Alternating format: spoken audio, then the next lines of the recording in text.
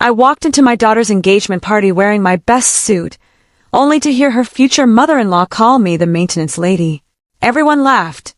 What they didn't know was that my daughter had already uncovered a secret so shocking it would destroy the wedding before anyone ever said, "I do." They thought I was just an older woman from a small farm. They had no idea that they were about to lose everything. But before we get into this unbelievable story of betrayal, greed, and a family that underestimated the wrong woman, make sure you subscribe to Tales by Laura and turn on your notifications so you never miss another powerful story. Now let me tell you how one cruel comment in a hotel lobby led to the most unforgettable wedding day of my life. I had barely stepped through the revolving doors of the banquet hall when I heard the woman say it. "Well, look at that. The maintenance lady finally made it." She wasn't speaking to me. She was speaking about me. Her voice wasn't loud, but it wasn't exactly quiet either. Just enough volume for the cluster of people around her to hear and chuckle. I stopped in the middle of the lobby. I had on my navy dress suit, a pair of shoes I had polished before sunrise, and the pearl earrings my late husband bought me for our 25th anniversary. And in that instant, at 62 years old, I felt like a little girl standing outside a room where she had never been invited. What made it sting was this. The woman, who had just mistaken me for hired help, was about to become my daughter's mother-in-law. I nearly turned around. I truly did. One foot had already shifted toward the door when my daughter appeared from the crowd. She walked straight to me, took my hand, and whispered in my ear, "Mama, please trust me. Just for tonight." That was all she said. No explanation. No details. Just those few words, and a look in her eyes that I'd never seen before. I had no idea my entire life was about to change. And neither did the people standing in that room. My name is Gloria Bennett. Most folks call me Glow. I'm 62 years old, and I live on 41 acres outside of Cedar Ridge, Georgia, about an hour from Atlanta, where the city slowly gives way to farmland and pine trees. I was born on that land. My daddy worked it before me. He drove long-haul trucks during the week and raised goats and vegetables on the weekends. I started helping him before I was even tall enough to see over the tractor's steering wheel. By 19, I was working full-time as a diesel mechanic. I spent 27 years repairing farm equipment and commercial engines. When I retired at 57, I went right back home to my land. I planted collard greens, sweet potatoes, and tomatoes. I kept chickens and a few cows. I had a peach orchard that gave me trouble every summer but still somehow made me smile. Nothing about my life looked impressive to wealthy people, but every inch of it was honest. Every fence post, every tree, every acre. I earned it. The kind of work that settles into your bones and stays there. I've had rough hands since I was 11 years old. My husband, Nathan, used to tease me and say my palms felt like sandpaper. Nathan was the kind of man people trusted the moment they met him. Quiet, patient, wise. He could sit with someone for 10 minutes and know exactly what kind of person they were. He used to tell me, "Pay attention to people's eyes. Smiles are easy. Eyes are expensive." We raised 2 children together. Our son, Elijah, is 30 years old. He teaches music at an elementary school in Atlanta and has twin daughters who keep me laughing. And then there is my daughter, Camille. She's 34, a structural engineer. Graduated at the top of her class from a state university on a scholarship. Watching her walk across that stage remains one of the proudest moments of my life. The first was the day she was born. The second was the day Nathan held my hand in his hospital room and said, "Our baby's turned out all right, Glow." He passed away 3 days later. A stroke. Sudden. Cruel. That was 6 years ago. I won't lie and tell you I stopped missing him. Some days I still reach for my phone to call him. Camille and I became much closer after he died. She drove out to the farm nearly every weekend. We'd sit on the porch drinking sweet tea and talking until sunset. She had built a wonderful life for herself. Good career, good salary, a nice apartment in the city. But more important than any of that, she showed up. She remained my little girl. About a year and a half ago, she brought someone home. His name was Donovan Pierce. He came from a wealthy family in Maryland. The kind of money that doesn't have to announce itself because everybody else does it for them. His father, Reginald Pierce, owned an investment company with interests in luxury developments. His mother, Evelyn, sat on non-profit boards, and had perfected the art of sounding polite while being insulting. The first time Camille introduced Donovan to me, I liked him. He was charming, funny, respectful. But there was something about his parents that unsettled me. They visited the farm a few months later. Reginald looked around my property the way people inspect a used car. Evelyn kept commenting on how quaint everything was. She called my orchard adorable. I remember thinking I had never heard someone use that word as an insult before. Still, Camille was happy. And after losing Nathan, her happiness mattered more to me than my pride. So I ignored the feeling in my stomach. For nearly 18 months. Then came the engagement dinner. A luxury hotel in downtown Atlanta. Nearly 60 guests. I arrived a little late because one of my cows had broken through a section of fencing that morning. I showered, pressed my suit, did my hair, put on lipstick, and walked into that hotel trying my best. Then I heard those words. The maintenance lady finally made it. The room went quiet in that uncomfortable way people do when they witness cruelty and don't know where to look. I wanted to disappear. I wanted to leave. I wanted to protect what little dignity I had left. Then Camille appeared. Mama, trust me. Just tonight. So I stayed, and I had no idea my daughter had already discovered something that was about to expose every person who had laughed at me. The engagement dinner went on as though nothing had happened. I sat near the back with two of Camille's coworkers, both engineers who treated me with genuine kindness. They asked about farming, my orchard, and how I had learned to repair engines. I appreciated that. But every few minutes, my eyes drifted toward the main table. Donovan sat beside my daughter. His parents sat across from them. And every now and then, Reginald Pierce would look my way with that same expression he'd worn since we first met. The kind of look that says a person has already decided who you are, and nothing you say will ever change their opinion. By the end of the evening, most of the guests had left. I was reaching for my purse when Camille touched my arm. Mama, can we sit in my car for a minute? Something in her voice made my stomach tighten. We walked into the parking garage and climbed into her SUV. She didn't start the engine. Didn't speak. She simply stared at her hands. Then she looked at me. I need you to let me finish before you say anything. I nodded. She pulled out her phone. There were folders on the screen. Audio files. Videos. Documents. At least 20 of them. Before I could ask a question, she pressed play. Donovan's voice filled the car. I think another 4 months, and she'll trust me with everything. Then came another voice. Reginald's. Good. Once you're married, we move on the property. The buyers are already waiting. I frowned. Property? Then Evelyn's voice. And if her mother refuses to sell? There was a pause. Then Donovan laughed. A woman like Mrs. Bennet? She'll sign whatever Camille asks her to sign. Mothers like that trust their children. I felt all the air leave my lungs. My property. They were talking about my land. 41 acres. The place where I was born. The place where Nathan was buried beneath the old oak tree. I stared at my daughter. She looked like she might cry. There are more. She played another recording. Reginald again. The State Transportation Board approved the rail expansion corridor last year. In 3 years, that land could be worth 10 times what it is now. Another recording. We need ownership before the announcement goes public. Another. If we get the Bennett property, everything changes. I couldn't move. Couldn't blink. My heart felt like it had stopped. The state had quietly approved plans for a new passenger rail line. One of the future stations would sit less than 2 miles from my farm. Apparently, the Pierce family had known about it long before the information became public. And they had made plans. Detailed plans. Their solution: marry my daughter. Gain access to me. Acquire my land. Sell it for millions. I finally found my voice. How long have you known? Camille swallowed hard. 3 weeks. I looked at her. 3 weeks. She nodded. I overheard Donovan talking to his father. She handed me her phone. There were photographs. Copies of emails. Contracts. Documents with my name on them. One paper looked like a sales agreement. Another looked like a deed transfer. Then I saw it. My signature. Or at least a version of it. I felt sick. That's not my handwriting. I know. They forged my name. She nodded again. Tears filled her eyes. I couldn't believe it either. I leaned back against the seat.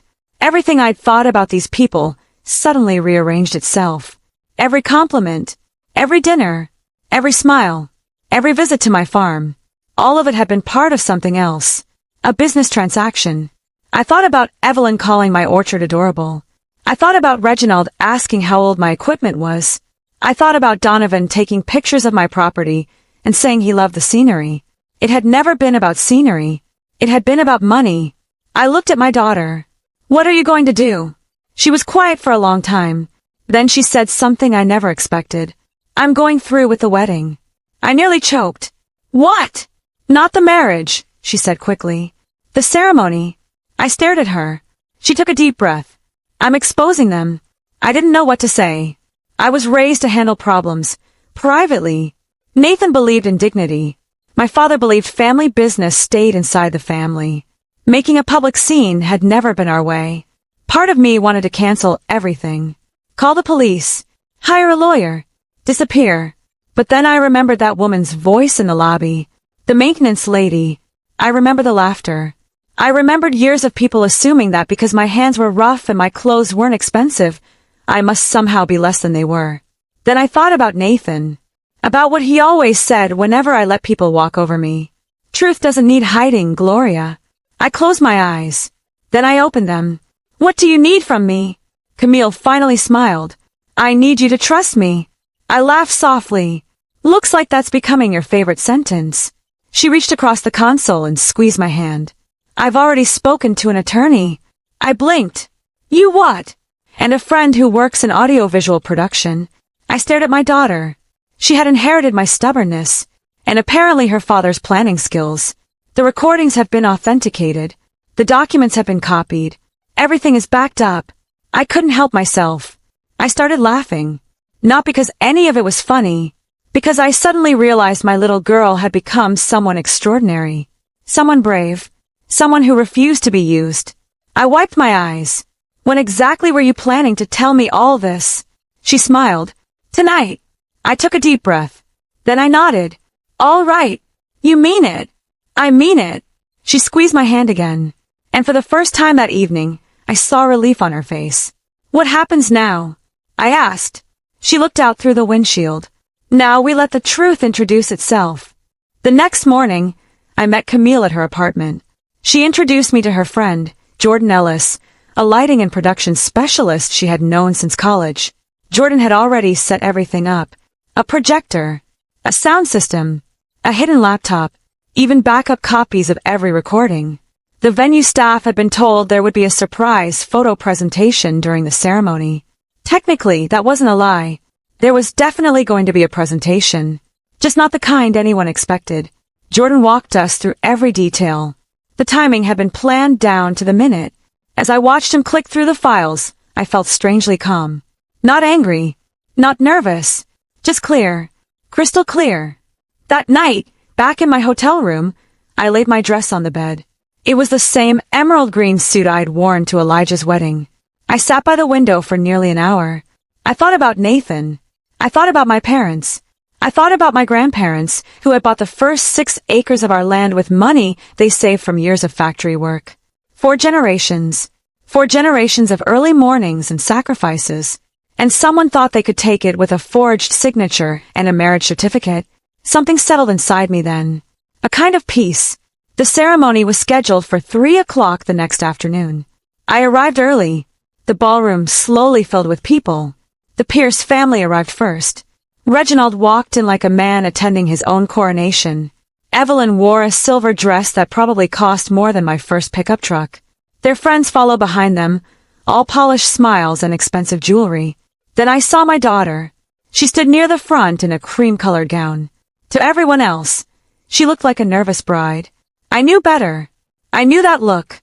Her shoulders were straight. Her chin was lifted. She was ready. The music began. Donovan entered from the side of the room. He looked handsome, calm, completely confident. A man who believed everything had gone according to plan. When he saw me, he smiled. I smiled back. I think that unsettled him. The ceremony started. The officiant welcomed everyone. A few guests dabbed tears from their eyes. The usual things. Then came the vows. The officiant turned toward Donovan. "Do you take Camille Bennett to be your lawfully wedded wife?" He opened his mouth. Before he could speak, my daughter raised her hand.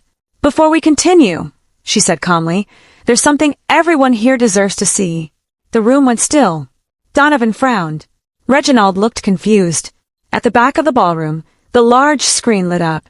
At first, nobody understood what they were looking at. Then Donovan's face appeared. A video recording. His own voice. Another 4 months, and she'll trust me with everything. People shifted in their seats. A murmur spread through the room. Then Reginald's voice came through the speakers. The buyers are already lined up. Silence. Absolute silence. Evelyn's face lost all color. The next clip played. If her mother won't sell, Camille can convince her. Another. The land will be worth millions after the rail expansion. I wasn't watching the screen. I was watching the guests. A woman in the second row covered her mouth. An older man stood up slowly. Someone whispered, "Oh my God!" Then another recording began. This time it was Donovan and Evelyn. "I hate going to that farm. You won't have to much longer." A few people gasped. Then came the recording that changed everything. Reginald's voice. "We get the land, we clear our debts, and we start over." The room erupted. People started talking all at once. Someone stood. Someone else sat down in shock. A woman near the aisle began crying. Reginald jumped to his feet. "Turn this off." Nobody moved. "This is fake," he shouted. The recordings continued. Emails appeared on the screen. Photographs. Contracts. Documents. Then came the forged deed. My name. My fake signature. A date. A notary stamp. I heard someone behind me say, "They forged her name." The room had completely turned. Donovan looked at my daughter. His face had gone pale. "Camille, stop this." She didn't even look at him. Another document appeared. Then another. Projected profits. Property maps. Financial records. Everything. Every lie. Every plan. Every ugly piece of it. Evelyn suddenly sat down. She looked like she might faint. Reginald, on the other hand, was furious. He started toward the back of the room. Jordan stepped out from the audiovisual booth and calmly locked the door behind him. The presentation kept going. Then a man stood from the third row. I recognized him vaguely. One of the Pierce family's friends. He adjusted his suit jacket. "My name is Benjamin Carter," he said evenly. "I'm an assistant district attorney for Fulton County." The room went completely silent again. He looked directly at Reginald. "What I've just seen appears to be evidence of fraud, conspiracy, forgery, and attempted theft by deception." No one moved. No one breathed. Mr. Carter continued, "I strongly advise that no one involved leaves this building." I remember thinking then, Nathan would have loved this moment, because the truth had finally walked into the room, and nobody could ask it to leave. Donovan turned toward my daughter. He looked terrified. "Camille, please." She finally looked at him. There wasn't a trace of anger in her face, just disappointment. "You never loved me, did you?" He didn't answer. That silence answered everything. Evelyn began crying. Reginald started shouting again. Several guests quietly moved away from the Pierce family as if distance itself might protect them. Then Donovan did something I never expected. He sank into a chair, put his face in his hands, and started sobbing. I wish I could tell you I felt sorry for him. I didn't. What I felt was something else. Relief. A tremendous, overwhelming relief. The weight of 41 acres. The weight of losing Nathan. The weight of 18 months of pretending something wasn't wrong. It all lifted. At that moment, I understood something. The truth may take its time, but when it finally arrives, it carries its own kind of justice. The police arrived less than half an hour later. By then, the ballroom looked nothing like a wedding. Half the guests were standing. The other half were sitting in stunned silence. The string quartet had quietly packed away their instruments. The catering staff stood in a corner whispering to one another. The wedding cake remained untouched. A 3-tier masterpiece that nobody would ever cut. Reginald Pierce was still arguing when the officers entered. He insisted the recordings had been manipulated, claimed my daughter was seeking revenge, claimed the documents had been planted, but his voice had lost its confidence. Evelyn stood beside him, crying quietly. Donovan hadn't moved from his chair. He looked like a man whose entire future had disappeared in the span of 15 minutes. The officers asked everyone involved to remain inside the ballroom. Several guests began recording with their phones. Others simply stared. One of Donovan's cousins walked over to Camille. She was crying. "I swear I didn't know any of this," she said. "I had no idea. Camille Hunter. Because that's who my daughter is." Even then, even after all of it, she still had kindness left. Eventually, the officers escorted the Pierce family out. Reginald was furious. Evelyn looked exhausted. Donovan looked broken. As they disappeared through the ballroom doors, I felt something I hadn't felt in a long time. Peace. The room slowly emptied. Then Camille walked over to me. For a moment, neither of us spoke. Then she looked around the ballroom and said something that made me laugh. "The food is already paid for." I blinked. "What?" She smiled for the first time all day. "The food, Mama. We might as well eat." I looked around. Her brother Elijah had arrived as soon as he'd heard what happened. His wife stood beside him. A few of Camille's closest friends remained. Even some members of Donovan's extended family had stayed behind. They looked embarrassed, but they stayed. Camille took my hand. "I don't want this day to be remembered only for what happened." I squeezed her fingers. "What do you want it to be remembered for?" She smiled. "For the fact that we survived it. And so we did something unexpected. We celebrated. The caterers served dinner. Someone turned on the music. People sat together and talked. Then somebody started dancing. A few minutes later, everyone else joined in. I danced with my son. I danced with my grandchildren. Then I danced with my daughter. At one point she held my face in both hands. "Daddy would be proud of us," she whispered. I had to look away, because there are some sentences that go straight to your heart. That was one of them. Later that evening, after most of the guests had left, we sat together in the nearly empty ballroom. "Are you okay?" I asked. Camille nodded. "I think so." "You sure?" She smiled sadly. "I lost a fiancé today." I reached for her hand. But I found out who he really was. There wasn't much I could say to that. Because she was right. Sometimes heartbreak is simply the price of learning the truth. The weeks that followed were difficult. The investigation grew quickly. The authorities examined every document, every recording, every email. Forensic specialists authenticated everything. Then the full story began to emerge. The Pierce family wasn't wealthy anymore. Not really. They had spent years maintaining the appearance of success. But behind the expensive clothes and luxury cars was something entirely different. Debt. A mountain of it. Their investment company had suffered major losses. Loans were overdue. Properties had been mortgaged. Creditors were demanding payment. The rail expansion project had looked like a miracle to them. Then they discovered my land sat directly inside one of the future development corridors. That's when they saw my daughter. Not as a person, as an opportunity, as a path to salvation. That realization gave me complicated feelings. I wasn't sympathetic. What they did was too cruel for that. But I understood desperation. I understood what fear could make people do. The difference was this. Most struggling people tighten their belts. They work harder. They sacrifice. The Pierce family had chosen another path. They decided to take what wasn't theirs. Then another surprise arrived. A woman named Denise Holloway contacted our attorney. Years earlier, she had briefly dated one of Reginald's business associates. Her story sounded disturbingly familiar. Questions about family property, pressure to share financial information, promises of marriage, then manipulation, then threats. Soon, 2 more people came forward. The pattern became impossible to ignore. Apparently, my family wasn't the first target. We had simply been the ones who uncovered the scheme before it succeeded. A few weeks later, their attorneys reached out. They offered a settlement, $450,000, along with a formal public apology. In exchange, they wanted all criminal complaints withdrawn. I won't lie, that amount of money could have changed my life.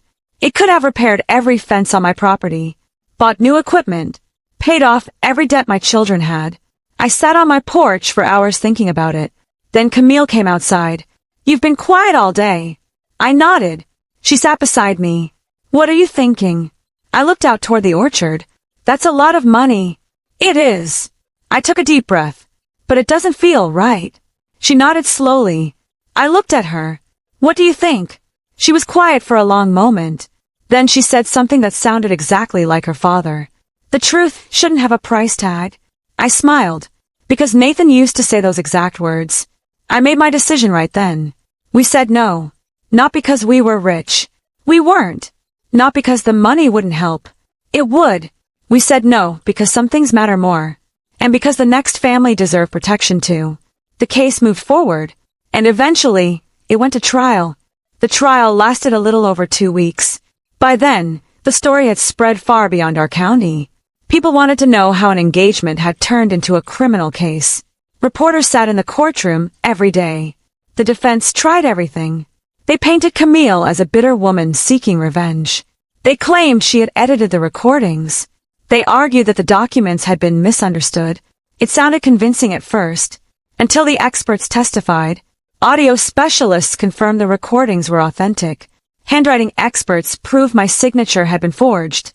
Financial investigators laid out the Pierce family's debts piece by piece. Then the witnesses came. Denise Holloway testified.